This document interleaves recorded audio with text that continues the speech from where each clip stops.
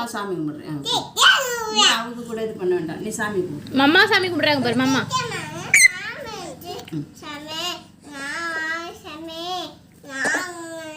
எங்க அம்மா அடிக்க கூடாது சாமி சாப்பிடலன்னு உங்க அம்மா அடிச்சாங்களா உன்னைய? எல்லாத்துக்கும் தாத்தாவுக்காக தொட்டு